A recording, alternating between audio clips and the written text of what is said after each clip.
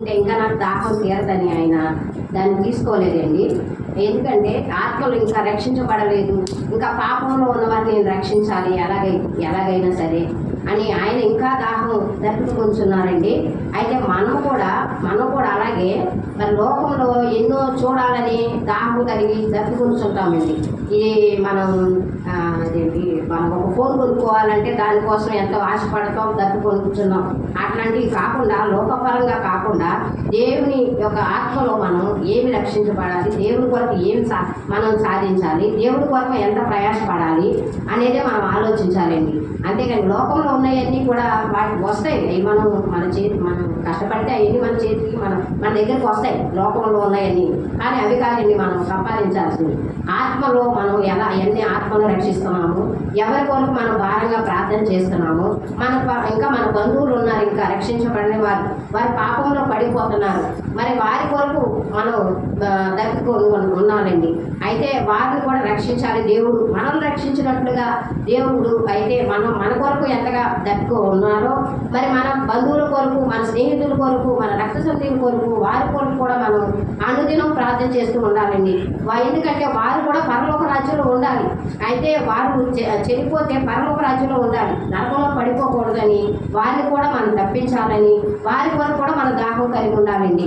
అయితే దేవుడు నిజంగా ఆ మాట ఎలా చెప్పాడంటే, ఆయన అంత బాధ భరిస్తూ కూడా, అంత వేదన భరిస్తూ కూడా ఆయన అలా ప్రయత్నాడండి ఫస్ట్ గారు.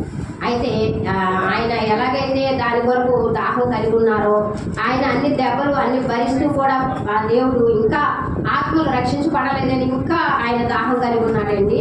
అయితే ఆ దాహం మనలో కూడా ఉండాలండి, ఆ దాహం కలిగి ఉండాలి. ఇంకా మన ఒక్కరి కొరకే కాదు ప్రార్థన చేసుకునేది, అనేకులు నశించిపోతున్నారు. ఇప్పుడు ఈ లోకంలో ఎంతోమంది చనిపోతున్నారంటే వారు ఇంకా దేవుని ఎందుకు తెలుసుకోలేదు. మనకు ఉంది కానీ దప్పిక వారికి లేదు, వారికి తెలియదు, దేవుడు అంటే ఏంటో తెలియదు. వారి కొరకు మనం ప్రార్థన చేయాలండి. ఎంతోమంది దేవుడిని తెలియక నశించిపోతున్నారండి. వారి కొరకు మనం ఇంకా భారముతో ఆత్మను ఎలా రక్షించాలి, ఏం చేయాలి, దేవుడి కొరకు మనం ఇంకా ఎంతగా నిలబడాలి, దేవుడి కొరకు ఇంకా ఎంత ప్రయాసపడాలి. ఇది లోకంలో ఉన్న వాటి కోసం కాదని మనం ప్రయాసపడి మన బిడ్డల కోసం, మన కుటుంబం కోసం, అన్నిటి కోసం ప్రయాసపడతాం. మనం చేసే ఉద్యోగాల కోసం, మనం చేసే పనుల కోసం, ఆ లోకం కోసం ప్రయాసపడతలేమే కానీ ఈ ఆత్మ సంబంధమైన దేవుడి కొరకు మనం ప్రయాసపడలేకపోతున్నాం, దప్పికొనలేకపోతున్నాం.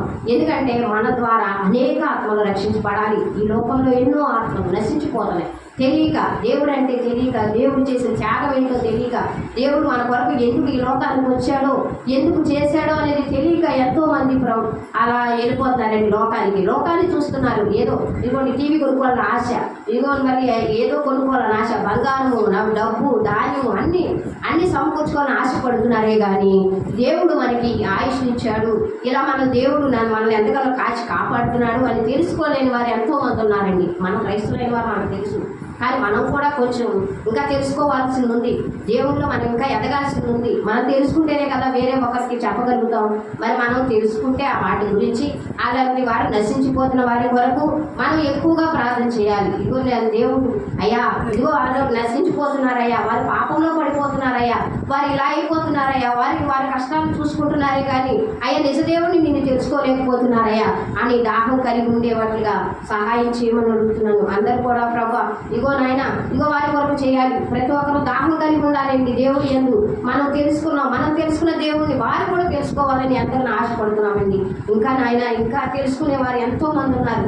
ఇంకా పాపంలో పడిపోతున్నారు, చనిపోతున్నారంటే వారి ఇంకా దేవుడిని తెలుసుకోలేదు. కాబట్టి మనం తెలుసుకున్న వారం అనేకులకి మనం చెప్పాలి. ఇదిగో అమ్మా తెలుసుకో అమ్మా, ఎందుకమ్మా ఈ బాధపడుతున్నావు, ఈ రోగంతో ఉన్నావు, ఈ రోగంలో మంచంలో ఉన్నావు, ఎందుకమ్మా, ఇదిగో దేవుడు మాట విను, ఈ దేవుడు నీకు తెలుసుకో, ఒక్కసారి వచ్చి ఒక మాట వినమ్మా అని చెప్పినప్పుడు అది దాహం కలుగుతాం, దప్పిక కొనుచున్నాననే దానికి అర్థమండి. అలాగే నిజంగా ఇది నాకు చెప్పడానికి సమయం ఇచ్చినందుకు నేను దేవుడికి ఎంతో కృతజ్ఞత చెప్పుకున్నాను. నేను చెప్పలేను అనుకున్న మాటలు కూడా నేను చెప్పానంటే అది దేవుడు ఇచ్చిన ధన్యత నాకు. ఆ సమయం నేను ఇచ్చినందుకు, ఈ సమయం ఇచ్చిన సేవకురాలు కూడా కృతజ్ఞత